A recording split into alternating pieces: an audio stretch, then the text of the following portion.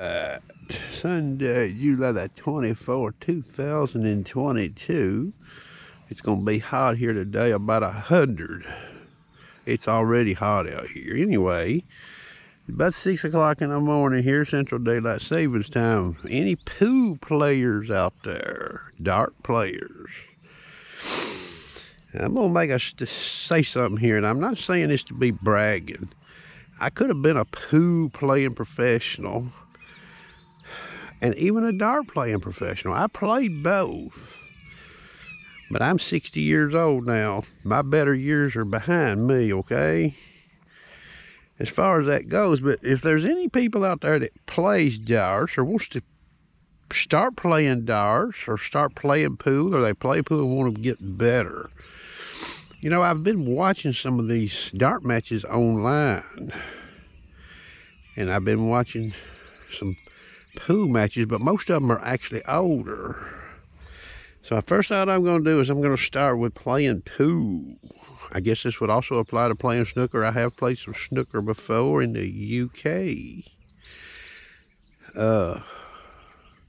Playing pool is, you know, it's about physics. And I'm not going to get into the English, you know, using the English and all that stuff on the ball. But what I am going to get into is the actual how you hold your stick. Here's what I've come up with watching the best player in the world, this Efren Reyes. Now, he's retired now, okay? And I noticed this when I was playing. Man, but one problem. After I played pool for a while, I went and bought a book. And the book quoted was talking about bridge length. It says, I think it said 6 to 8 inches. Okay, well, go watch that Mr. Efren Reyes when he plays pool. He don't hardly ever use a bridge that short. Yet he was probably the best. I've watched the matches and I've watched the shot making. And what I've come up with is his longer bridge he was using. What that does is that lets the stick behave more freely. He's farther away from where the stick contacts the ball. Now, he uses probably one of the loosest grips at the back of the stick probably ever in the sport, okay? That's the other thing he does. So basically, the stick is being less disruptive by contact by the human fingers, hands, whatever you want to call it. Okay, so give that some thought. Get your bridge longer on your stick. Now, some shots may not allow you to have a longer bridge, but now I've watched this Mr. Reyes on the internet, you know, the old matches he played. Most of the time, his bridge is exceedingly long compared to all the other players. Okay, now let's switch to darts. I played darts for a while, and believe it or not, I was sort of a natural at it, but I didn't throw my first dart till I was 20 years old. And playing with the people I played with, you know, they're just like, man, you're good at this. For just, you know, the first couple of years I played, you know, they were all like, Well, believe it or not, I went and bought me a book. Just like I did for pool.